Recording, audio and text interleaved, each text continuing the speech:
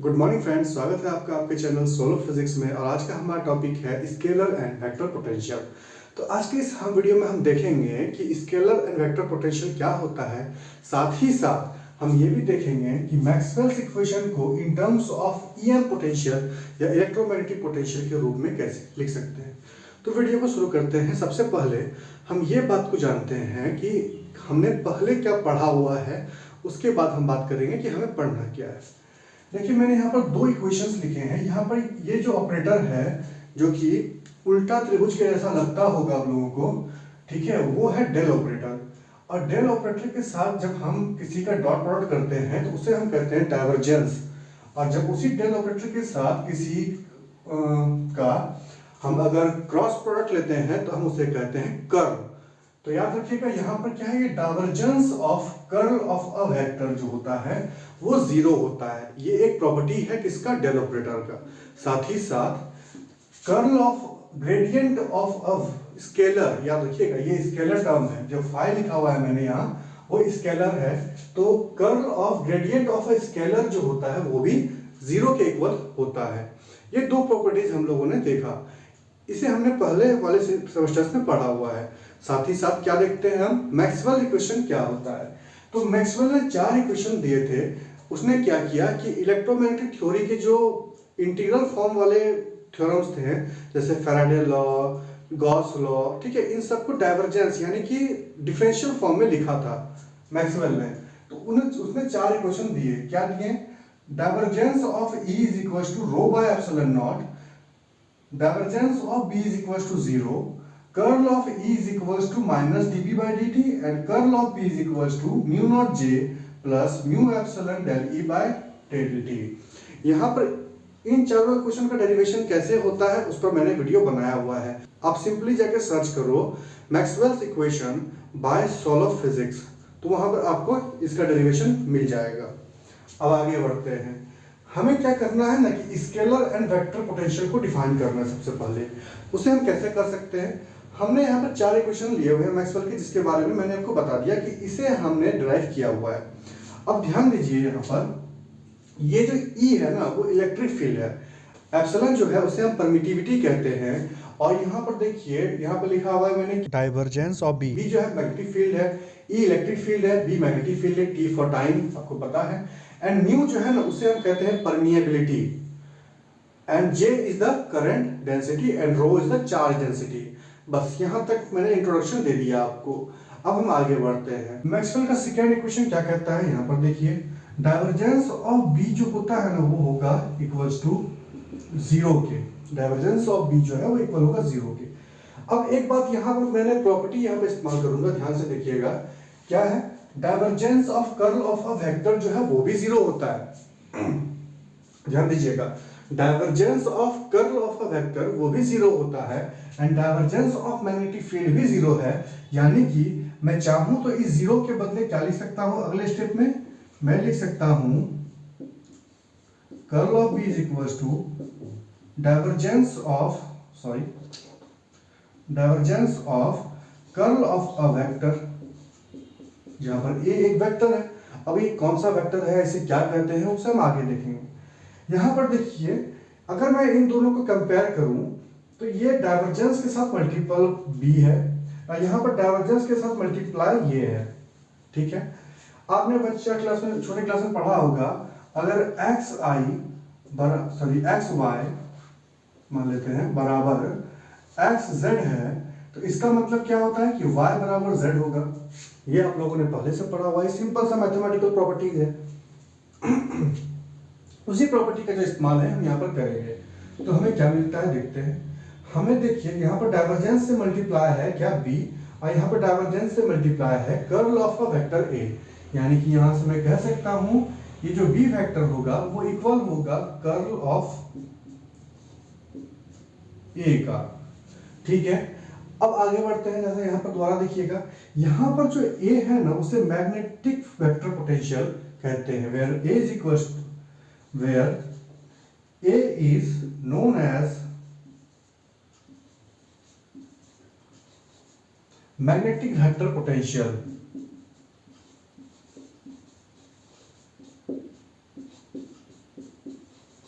Magnetic vector potential where A is known as magnetic vector potential. हमने यहाँ तक अब तक क्या किया, मैग्नेटिक वेक्टर पोटेंशियल को डिफाइन किया। यहाँ पर देखिए, इसे मानता हूं मैं इक्वेशन 1, तो ये हमारा इक्वेशन 1 हो गया। मैं इक्वेशन 1 को यहाँ पर लिख लेता हूं, B इज इक्वल्स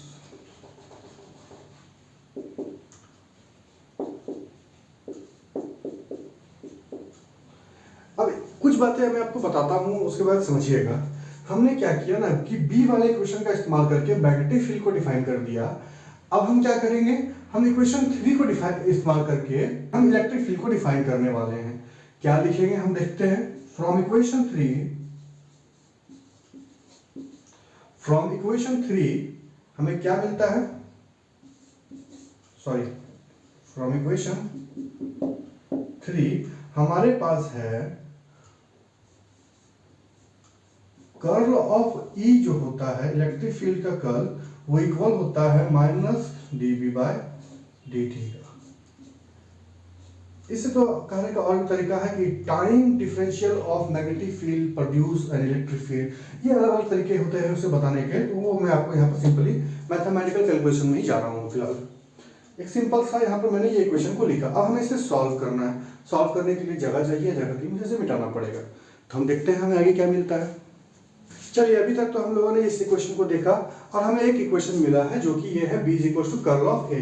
मैंने इस इक्वेशन 1 नाम दिया था। चलिए आगे बढ़ते हैं। हम मैक्सवेल के थर्ड इक्वेशन से देखते हैं, हमें ये वैल्यू मिलता है। याद रखिएगा, हम यहाँ पे क्या करेंगे ना कि इस B का मान, इस मैग्नेटिक फील्ड B का मान वहां से डालेंगे उस वाले इक्वेशन से। तो हमें क्या मिलेगा देखते हैं।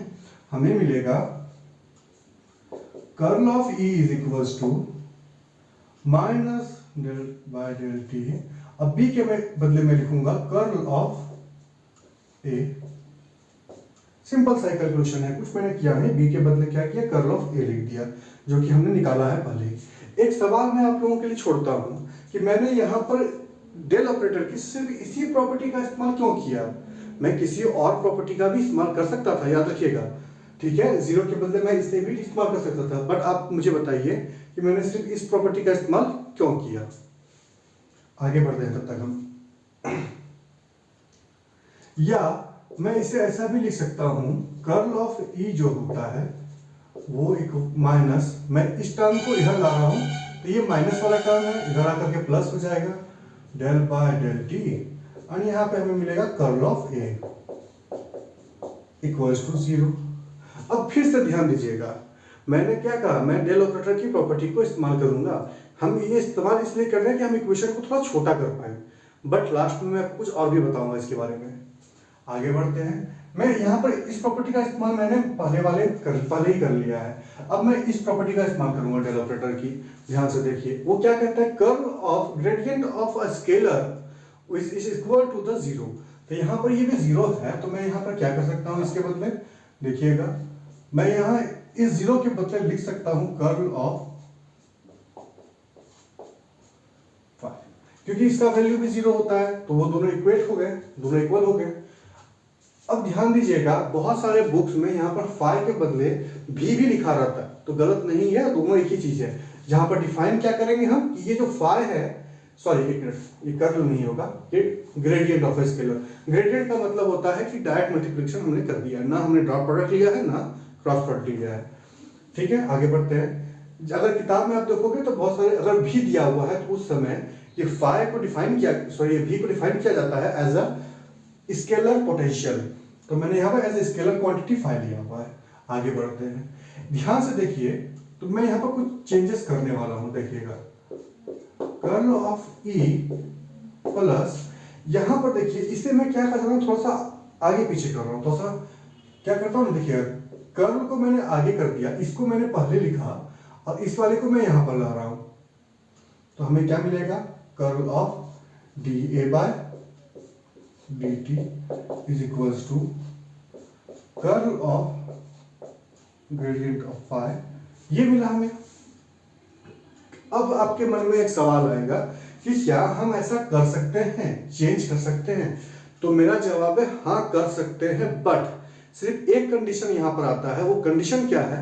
वो कंडीशन ये है कि जो हमारा इसका, देखिए, ये जो डेल ऑपरेटर होता है ना, पहले उसके बारे में थोड़ा सा मैं बता रहा हूँ, यहाँ पर देखिएगा। ये जो डेल ऑपरेटर होता है ना, वो इक्वल होता है i delta by delta x plus j, cap होगा यहाँ पर, ठीक है, delta y by delta, sorry delta by delta y plus k delta by delta z. ये डेल ऑपरेटर का वैल्यू है, ठीक है। यहाँ पर ध्यान से अगर देखोगे ना आप, तो इस डेल ऑपरेटर जो है ये पोजीशन पर बात कर रहा है, एक्स वाई एंड जेड पर, और यहाँ पर जो हमारा डेरिवेटिव टर्म है किसके रिस्पेक्ट में, ये टाइम के रिस्पेक्ट में है। और ये जो डेल ऑपरेटर होता है वो पोजीशन के, मतलब कि पोजीशन बोल दो, डिस्टेंस बोल दो, ये कोऑर्डिनेट से बोल दो, ये स्पेस डेरिवेटिव है, मैं से शॉर्ट में कहूँ तो ये स्पेस डेरिवेटिव है एंड ये टाइम डेरिवेटिव है। तो space derivative and time derivative जो है ना वो अलग होते हैं, इंडिपेंडेंट होते हैं। अलग में क्या कहूँ, वो इंडिपेंडेंट होते हैं। तो यहाँ पर ये इंडिपेंडेंट ऑपरेटर है, इसीलिए जब इंडिपेंडेंट ऑपरेटर हो तो हम उसे स्विच कर सकते हैं। आप इसे चेक कर सकते हो, सिंपली आप एक क्वेश्चन लीजिए, ठीक है, और उसका डेरिवेटिव कीजिए। पहले टाइम का डेरिवेटिव कीजिए, फिर पोजीशन का कीजिए, और उसके बाद एक बार उल्टा करके देखिए क्या रिजल्ट में सेम आता है। आप देखोगे रिजल्ट सेम आएगा, ठीक है। इसलिए हम यहाँ पे आगे बढ़ रहे हैं, कोई दिक्कत नहीं आती। ये दोनों, ये क्या है, टाइम डेरिवेटिव है, ये पोजीशन डेरिवेटिव है। अब पोजीशन एंड टाइम एक दूसरे से इंडिपेंडेंट होते हैं, ठीक है, आजाद होते हैं, इसीलिए हम उसे जो है यहाँ पर चेंज कर सकते हैं। अब आगे बढ़ते हैं, देखते हैं क्या मिलता है हमें। यहाँ पर देखिए ये इसका भी कर्ल है, इसका भी कर्ल है, तो हम क्या करते हैं, इसका कर्ल को कॉमन ले लेते हैं, एक साथ लिख देते हैं। कर्ल ऑफ, इस टर्म को लिखता हूं मैं, यहां से कर्ल लेंगे तो curl of E plus delta A by delta t बराबर curl of gradient of a scalar, क्या है फाई।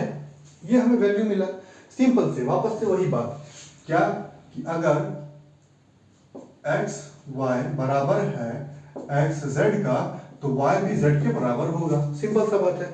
उसी तरह curl of this quantity is equal to the curl of this quantity. इसका मतलब क्या है, ये दोनों क्वांटिटीज भी आपस में बराबर होंगी, उसके अलावा कोई भी तरीका नहीं है कि हम इसे डिफाइन कर पाए कि ये बराबर है, ठीक है। तो हमें क्या मिलता है, देखते हैं। हमें मिलता है electric field plus d A by d t बराबर curl, sorry gradient of a scalar, यहाँ मैं से लिखता हूं डेल फाई। अच्छा एक बात मैं आपको बताता हूं, कुछ चीजें मैं यहाँ पर चेंज करने वाला हूं, क्यों चेंज करने वाला हूं उसके बारे में समझते हैं हम पहले। और क्या चेंज करूंगा मैं आपको बताता हूं आगे जाकर के। मैं यहाँ पर क्या करता हूं, एक नेगेटिव साइन भी ले लेता हूं। क्यों ले रहा हूं, एक बात देख लेते हैं। इसका वैल्यू 0 है, अगर मैं यहाँ पर नेगेटिव भी लगा दूं तो क्या इसका वैल्यू प्लस हो जाएगा, नहीं ना, इसका वैल्यू भी तो क्या रहेगा, नेगेटिव ही रहने वाला है, सॉरी 0 ही रहने वाला है, इसीलिए मैंने यहाँ पर नेगेटिव लगा दिया। अब पॉजिटिव भी लगाओगे तो कोई गलती बात नहीं है, ठीक है, पॉजिटिव भी लगाओगे तो कोई गलत बात नहीं है। लेकिन जब हम इलेक्ट्रोडायनामिक्स से हट करके इलेक्ट्रोस्टैटिक्स में जाएंगे ना, उस केस में थोड़ा सा गलती हो जाएगा, ठीक है, साइन का मिस्टेक हो जाने वाला है। कैसे होगा वो हम आगे देखते हैं, पहले हम यहाँ पढ़ते हैं। मैंने यहाँ पे नेगेटिव साइन ले लिया है। यहां से अगर मैं इस ई का मान निकालूं तो क्या निकलेगा मुझे, minus del phi minus D A by d t. हमें ये वैल्यू मिला। ये है हमारा electric field in terms of scalar and magnetic potential, ठीक है, या कहूं electric field in terms of electromagnetic potential, ठीक है। मैं इसे इक्वेशन 2 नाम दे देता हूं, शॉर्ट में साइड में भी से लिख लेता हूं। क्या मिलता है मुझे, E is equals to minus del phi minus dA by dt। हमें ये वैल्यू मिला है, इसे मैं इक्वेशन 2 बोल रहा हूँ, ठीक है। ये दोनों रिजल्ट जो है ना इलेक्ट्रोडायनामिक्स में बहुत इंपॉर्टेंट रोल प्ले करते हैं, ठीक है, इसलिए आपको ये वैल्यूज तो याद होने ही चाहिए। हम आगे बढ़ते हैं, where phi is scalar potential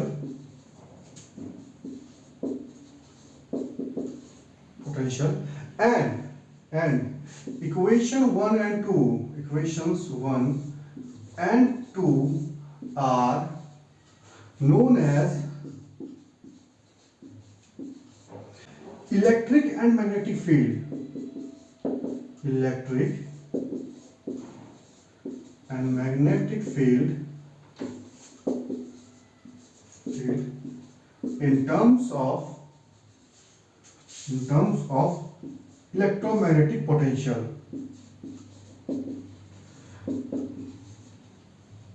मैं इसका नोट्स जो है आपको दे दे रहा हूँ पीडीएफ पे, ठीक है। डिस्क्रिप्शन में आपका इसका नोट्स मिल जाएगा, तो आप वहां से डाउनलोड करके देख सकते हो। आपको ये देखने, आप सिर्फ यहाँ पे स्टेप समझ लो, ठीक है। आगे आप वहाँ पर क्या लिखना है नहीं लिखना है वो आपको क्लियर लिखा होगा। यहाँ पे आपको पता है, हैंडराइटिंग खराब थोड़ी लगती होगी देख करके। हम आगे बढ़ते हैं। चलिए, हमने अभी तक जो है इन इक्वेशंस को देखा है, इस्तेमाल किया है और डिराइव किया है। आगे हम बढ़ते हैं, देखते हैं। हम देखिए, मैं जो है ना मैक्सवेल्स के फोर्थ इक्वेशन से बात कर रहा हूँ, ठीक है। क्या मिलता है फ्रॉम मैक्सवेल्स फोर्थ इक्वेशन, या मैं सीधा कर दूं फ्रॉम फोर। हमारे पास क्या है, हमारे पास एक इक्वेशन है, मैं जिसे कहता हूं curl of magnetic field B is equals to mu J permeability multiply by the current density plus mu epsilon del E by del t. Simple सा इक्वेशन, मैंने कुछ किया, मैंने सिर्फ जो इक्वेशन मुझे मिला है मैक्सवेल के, मैं फोर्थ इक्वेशन को मैंने सिर्फ लिखा है यहाँ पर। अब क्या करते हैं, हमने अभी देखिए ध्यान से देखा होगा आपने, हमने इलेक्ट्रिक फील्ड और मैग्नेटिक फील्ड का वैल्यू निकाला है क्वेश्चन 1 और 2 में, ठीक है, इन टर्म्स ऑफ इलेक्ट्रोमैग्नेटिक पोटेंशियल। तो मैं उसे यहाँ पर पुट करूंगा, इलेक्ट्रिक फील्ड ई का मान एंड बी का मान वहां से। चलिए देखते हैं क्या मिलता है हमें। कर्ल ऑफ बी के बदले मैं लिखता हूं कर्ल ऑफ ए, ठीक है, equals to mu J plus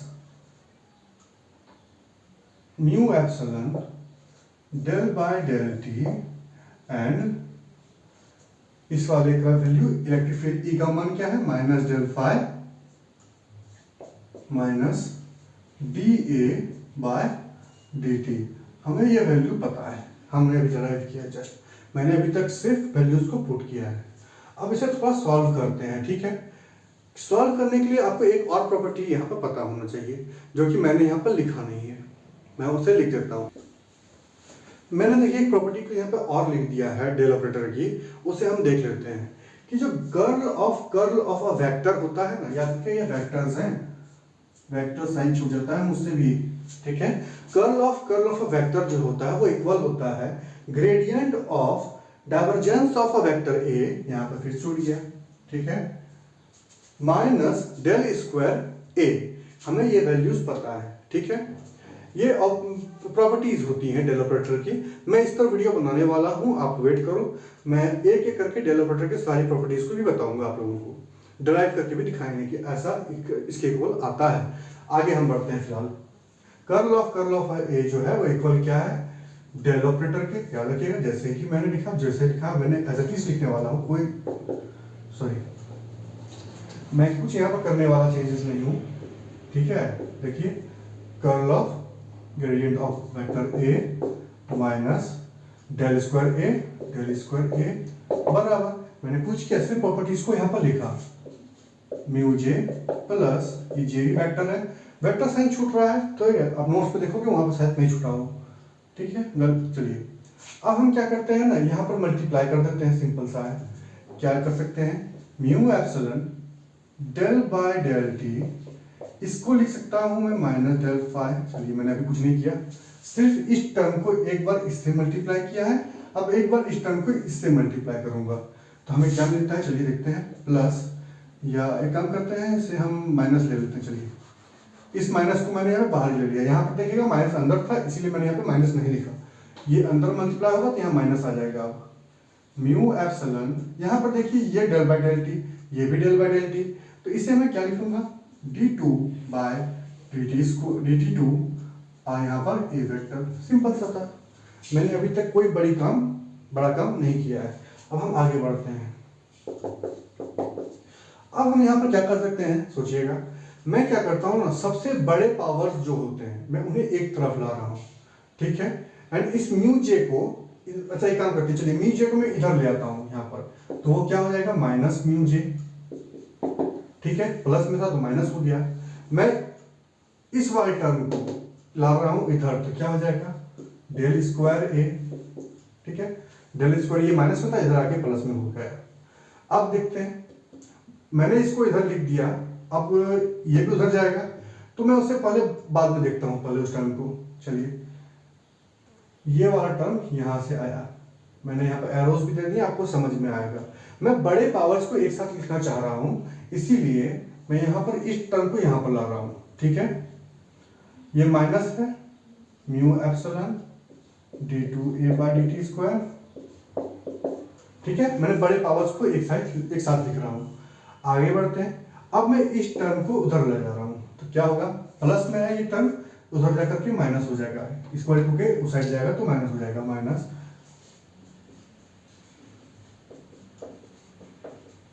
ये वैल्यू मिलेगा हमें। आगे बढ़ते हैं। बचा के कौन सा टर्म हमारे पास, मैंने इस टर्म को यहां लाया, एरोस दे रहा हूं ताकि आपको समझ में आए, कोई दिक्कत की बात नहीं है। ये टर्म मैंने यहां पर लेकर के लिखा। अब बचा कौन सा टर्म, एक ये टर्म बचता है, तो मैं उसे लास्ट में यहां पर लिख देता हूं, कोई दिक्कत की बात नहीं है। प्लस है म्यू एप्सिलॉन, फिर से देखिए ये डेल ऑपरेटर है, यहाँ पर डेल टी है, मैं माइनस को भी निकाल रहा हूं बाहर। चलिए माइनस को भी मैंने बाहर निकाल दिया। म्यू एप्सिलॉन मैं इसे इंटरचेंज कर सकता हूं, ये डेल बाय डेल टी जो है उसे डेल ऑपरेटर के साथ इंटरचेंज कर सकता हूं, तो मैं क्या करता हूं, इस सबको अंदर कर देता हूं। चलिए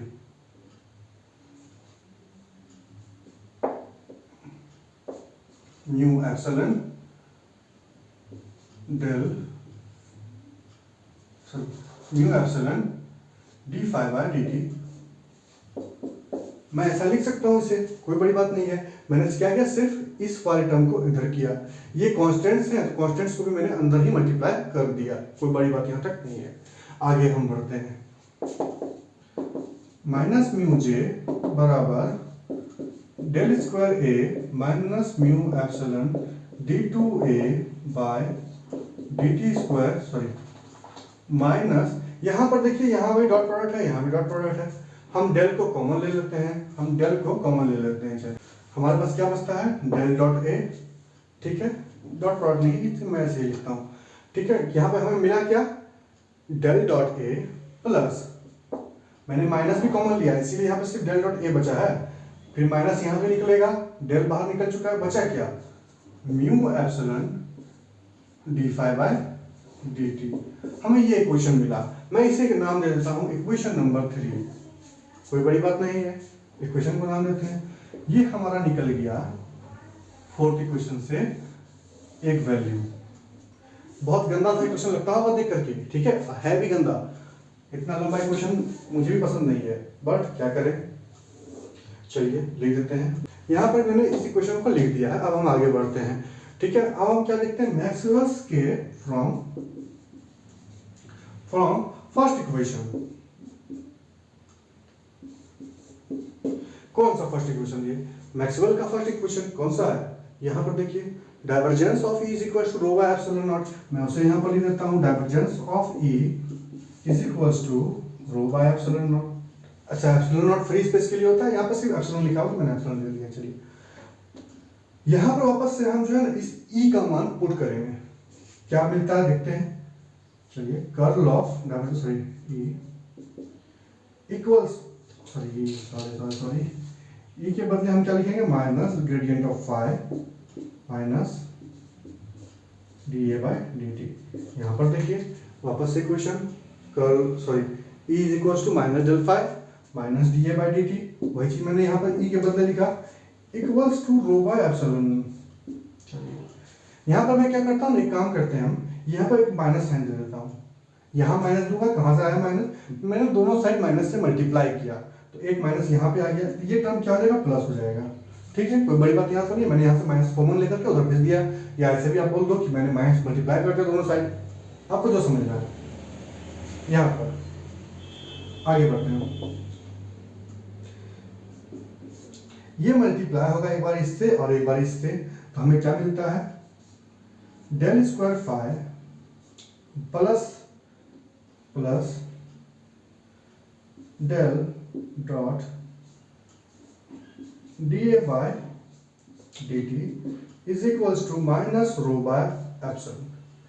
और ध्यान से देखिएगा ना, तो ये टर्म और ये टर्म सेम है, ध्यान से देखिएगा, ये टर्म और ये टर्म सेम है, बट प्रॉब्लम कहां पर है, कुछ टर्म्स मिसिंग है यहाँ पर। अब जो है ना यहाँ पर थोड़ा सा चेंजेस करते हैं, क्या करते हैं, हम यहाँ पर कुछ टर्म मल्टीप्लाई कर जोड़ते भी हैं घटाते भी हैं। इसके पीछे का लॉजिक मैं बताता हूँ आपको। हमें क्या करना है ना, वन इक्वेशन का इस्तेमाल करते हुए भी सिमिलर टाइप का, कम से कम देखने में सिमिलर टाइप का एक इक्वेशन चाहिए जो कि इससे मैच कर जाए। ठीक है, यहाँ पर डेल स्क्वायर ए वाला टर्म है, डेल स्क्वायर ए के बदले यहाँ पर क्या है, डेल स्क्वायर फाई है। यहाँ पर क्या है, ये टर्म मिसिंग है, ये टर्म यहाँ पर मिसिंग है। तो मैं क्या करता हूँ, यहाँ पर इस टर्म को एक बार जोड़ता भी हूँ और एक बार घटाता भी हूँ, तो वैल्यू में इस इक्वेशन में कोई फर्क नहीं पड़ेगा। चलिए, लेकिन एक बात याद रखिएगा, यहाँ पर ये टर्म तो घटाएंगे, बट ये क्या है, वेक्टर पोटेंशियल के टर्म पे है। मैं यहाँ पर इक्वेशन जो निकाल रहा हूँ वो किसके टर्म पे है, वो स्केलर पोटेंशियल के टर्म पर है। तो हम जो है यहाँ पर यहाँ पर इसी इक्वेशन को घटाएंगे, बट यहाँ पर ए के बदले क्या लिखेंगे, फाई लिखेंगे।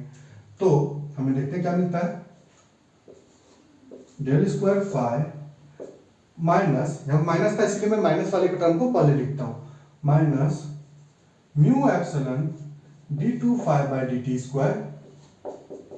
ठीक है, ये वाला टर्म हो गया, plus del dot dA by dt square, so dt। इस टर्म को मैंने एक बार घटा लिया, एक बार जोड़ना भी पड़ेगा, तो वापस से इस टर्म को प्लस में लिख देता हूं मैं। यहाँ पर क्या मिलेगा, mu epsilon d2 phi by dt square, ठीक है, बराबर क्या मिला, minus rho by epsilon. Simple सा है, मैंने क्या किया, इसी वाले टर्म को ऐड भी किया, मैं लैंग्वेज में भी लिख देता हूं, ऐड एंड सब्सट्रैक्ट।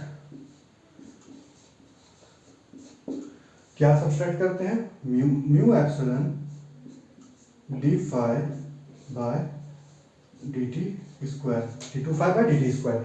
इस वाले टर्म को मैंने एक बार ऐड किया, ठीक है, और एक बार सब्सट्रैक्ट किया, ताकि हमें जो है सिमिलर इक्वेशन मिल पाए। हमने बस ए के बदले फाई लिया है, उसका कारण क्या है, ये इक्वेशन क्या है, डेल 2 फाई है, फाई के टर्म पर आएगा, ये डेल 2 ए था, ठीक है, डेल स्क्वायर ए जिसे मैं कह रहा हूं।